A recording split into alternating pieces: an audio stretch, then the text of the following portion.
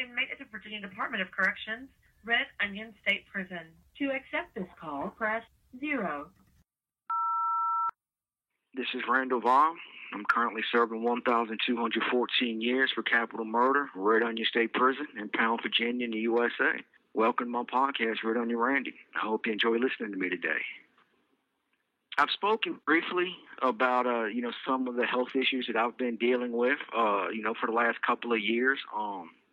Currently, I have close to 30 tumors in my body, which was a bit concerning, especially as they've popped up within the last 3 months or so. So I had to go to medical, talk to the nurse practitioner, and, she looked at them, and they did an ultrasound first, after poking and prodding and squeezing them for 30-something minutes. And so the ultrasound came back, and they just it's just a lipoma. So I had to go back over there and hey, look, whether it is or it isn't, you cannot tell what type of tumor it is through an ultrasound. The ultrasound does nothing more than to take pictures of inside your body. I'm not going for that. And she was like, you know what, you're right. They got me scheduled for to see Dr. D'Amato, which is a general surgeon here in Pound, Virginia. I'd went back in November to visit him just for, just a regular checkup. He looked at them and squeezed them and poked them and asked me questions and whatnot. And, he's a little concerned about them, but not too concerned. So he scheduled me for surgery, which was canceled, I think 2 or 3 times, which was very frustrating for me. And I had to catch the major making rounds one day and explain to him, look, man, dude, y'all can't keep canceling these damn surgeries, man. What if it is cancer? And hell, it's just going to do nothing but get worse and worse and worse while I keep waiting for y'all to take me to the hospital. Come on, man, have some freaking compassion here. And he didn't particularly care too much for what I was saying to him, but he did explain to me, look, we had to cancel, some outside doctor visits and stuff like that because of all the transportation we've been doing, transferring people from up here to other places and from, other places up here. And, well, why can't y'all transfer me? But I'll talk about that a little bit later. So I'm look, man, dude, y'all basically screwing me here. He talked to me and I didn't cuss him out or disrespect him or anything of that nature, but I let him know how I felt about it. Man, y'all can't keep rescheduling my surgery. I kept calling it cancel. He's like, no, we didn't cancel it. We just rescheduled it. Well, stop rescheduling it. So evidently the message went through because on December the 10th, they actually came and picked me up. Well, actually December the 9th around 11:30 or so at night, the sergeant came over on night shift, and I was like, look, grab a couple of your things. You're going over to medical for the night. And I was like, all right, good, man. It's about damn time. So, I grabbed some stuff and went over there, and I think I got maybe 4 hours of sleep that whole night because I hate being in medical because they don't clean the cells back there. It's just filthy. I was stuck in a cell where I couldn't even flush the toilet because they got a flush valve on it, because that's for guys that get sent over there to medical that like to flood and act an idiot and whatnot. But I got stuck in there with somebody else's piss all damn night, and I was, man, it freaking sucked having to smell somebody else's urine all damn night long.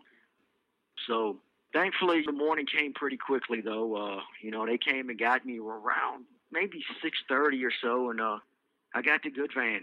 I got the good van again, thank God. Comfortable seats. I got the window. I could see the trees and the mountains. I could see just people going about their daily lives, just looking at them and wondering, about their lives. Do they love? Just do they have children? What jobs do they work? Just stuff like that. Just stuff to occupy my mind. Long car rides are pretty boring.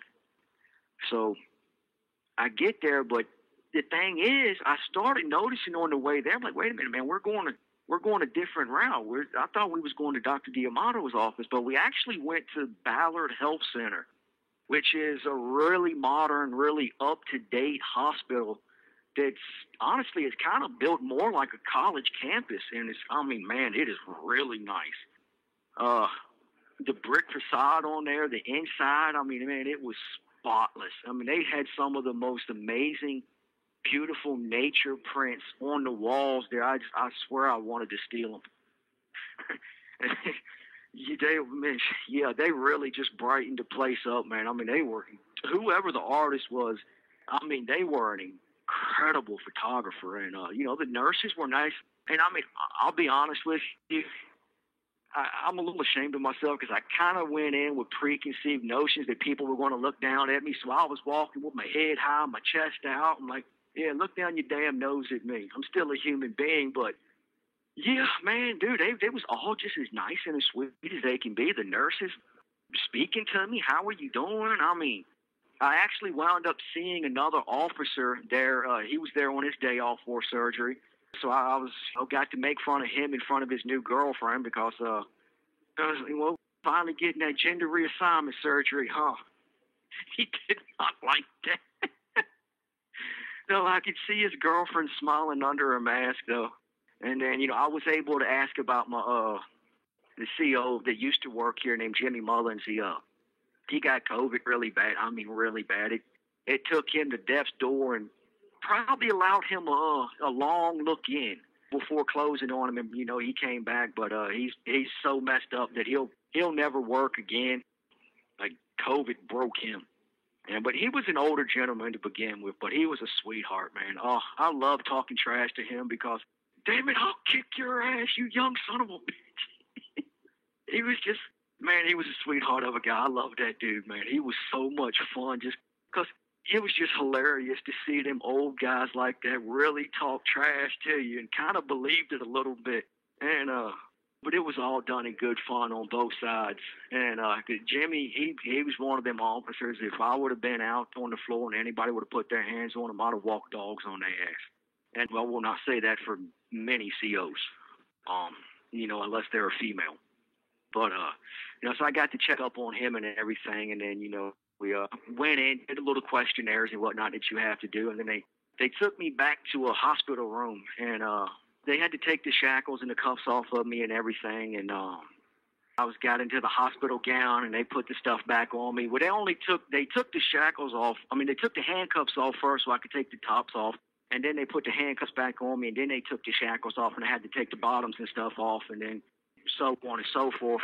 And, I got up and laid on the bed, and it was so soft. I mean, I sunk into the mattress, and it was one of the most amazing feelings. It felt like I was being hugged by like 2 or 3 people. It was incredible. I mean, it was warm, and, you sit there and talking to the COs, and we joked and laughed, and so on and so forth. And they came in and asked me some more questions, took my vitals, and hooked me up with the little slits or stents in the arm and all that stuff. I don't know what they're absolutely called, but they're actually called, I mean.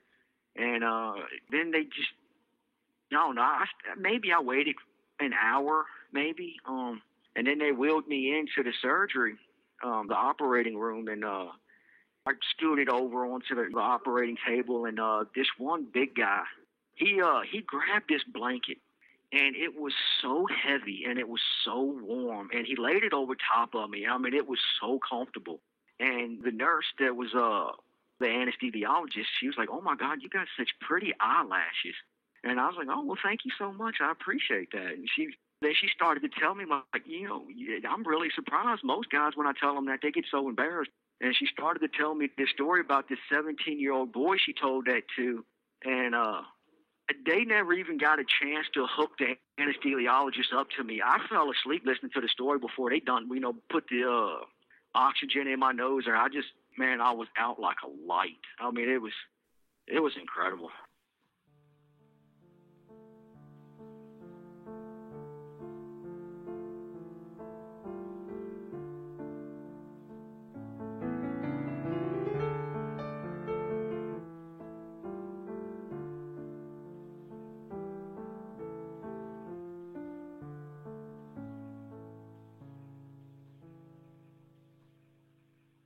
I woke up back in the hospital room, and Well, I was a little bit groggy and whatnot, and the nurse came in. Was like, "Did you like something to drink?" And she listed off a bunch of things, and I was like, "Well, just give me a ginger ale."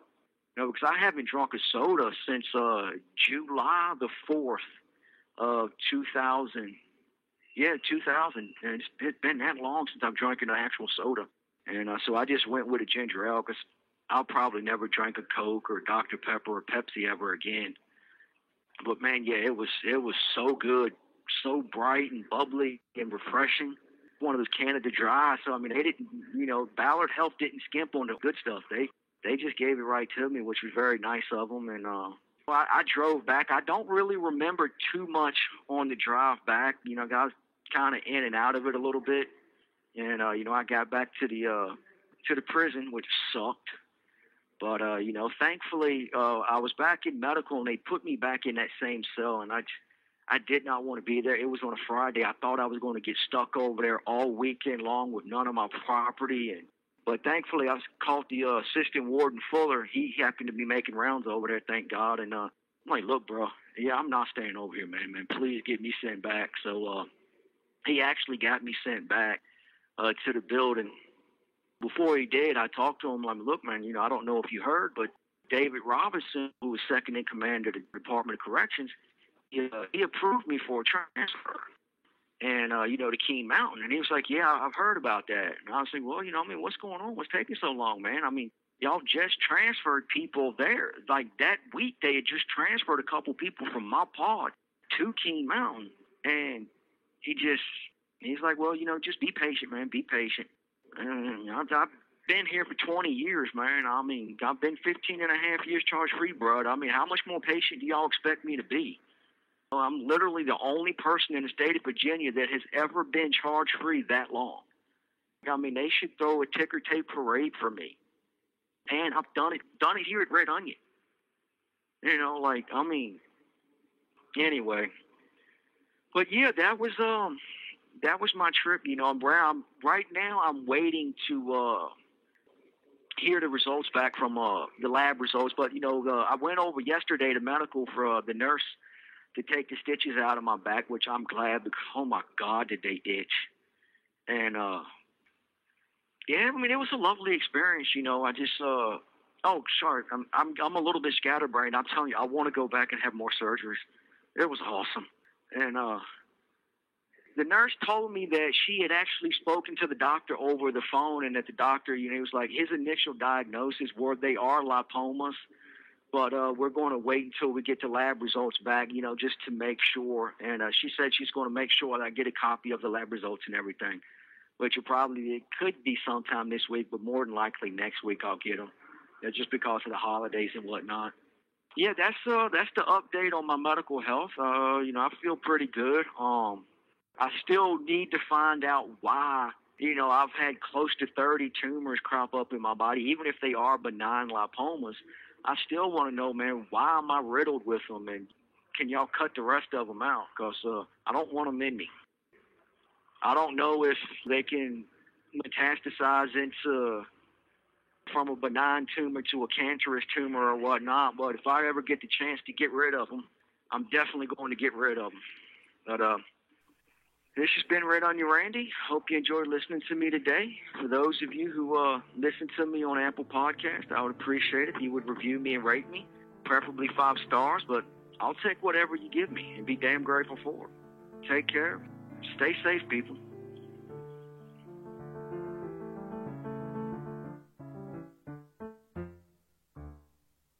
Thank you for using GTL.